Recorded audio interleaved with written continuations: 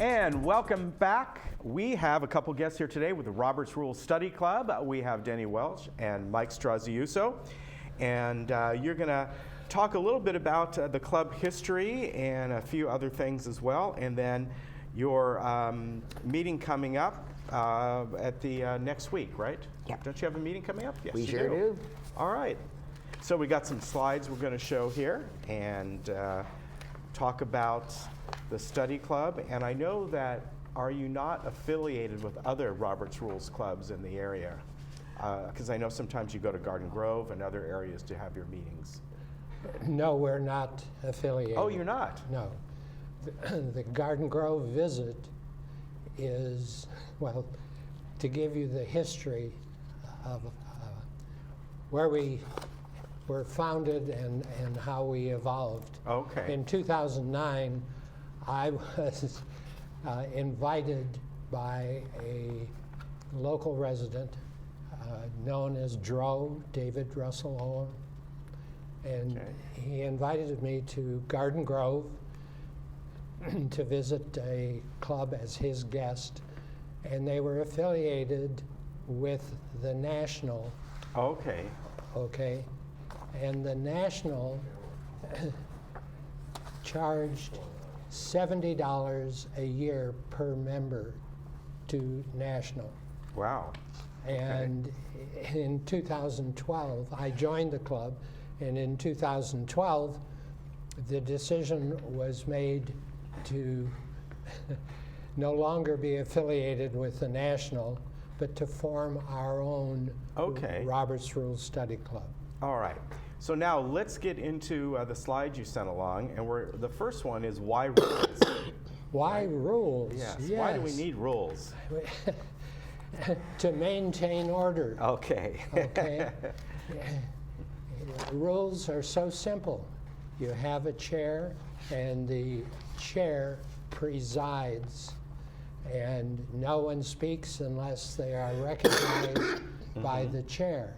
Right. And when you have an action item on the floor, the chair will designate, should designate, they don't, but they should designate who is to speak next, so that you rotate from an advocate of the of the action, yes, to the person who is speaking against the motion, and you even it out. Okay. Okay, it's so simple. I have had discussions with current members of boards who say, I don't need to declare whether I'm in favor of or opposed to the motion. Another purpose that it serves is it keeps you on topic. Because when you have an action on the floor and you call on a member who decides that he's going to veer off into another direction while he has the floor, and it does not serve the purpose of organized meeting. So that's why we have rules, right? Hey. Okay. All right. And also, I'm going to add in there to make sure that both sides are heard on, Right. on an issue, so that it's fair to both sides, whether you're for or against That's true. the motion. And sometimes people will take advantage of that, and so that one side is not heard as much as the other. So this way, with rules, that they can be both heard. Right.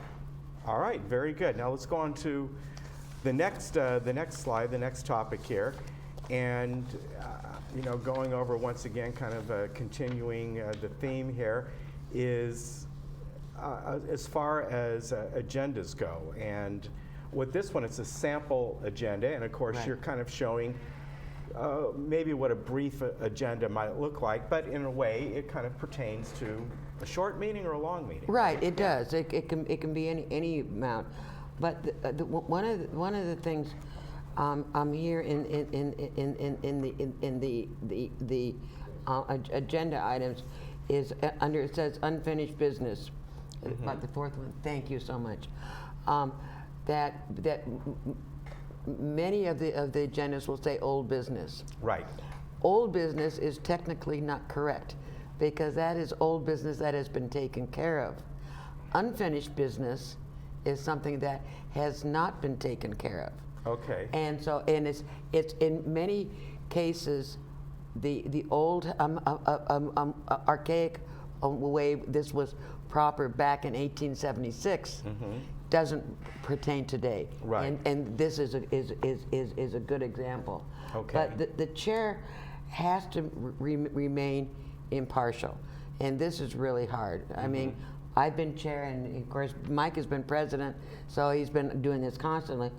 But the chair has to be impartial, and because if he's not or she's not, it's counterproductive. Right. To the whole parliamentary process. But it's very simple by going through these things, and in the consent calendar, is if there aren't any objections, the consent calendar stands Right. as presented. But if there are, then it's amended and corrected, and the correction is settled there. But the chairman's job is to make sure that the audience knows what's going on. And in a motion, this is so important. Right. Because it's thrown out in all this discussion, and okay, now they're going to vote. Well, it should never be voted on until the chairman or the secretary restates the motion as they're voting on, so everyone knows what they're voting on. Okay. A way around the chair participating in the discussion is to yield the chair. Right. And, or we say yield the gavel. Then they're free Thank you. Yes. to join the debate. It's simple. It's seldom observed by our current boards. I shouldn't be criticizing the boards, but I have this so ingrained Right. that it's hard to keep my. All right. Let's go to the next slide here. And in here, we're going to talk about, and you touched on this briefly just a moment ago, about why you founded this club and its purpose, right? Yes. In 2012, we evolved from the national to a local. And by then, I was inviting members of Laguna Woods to the Garden Grove Club meeting. Okay.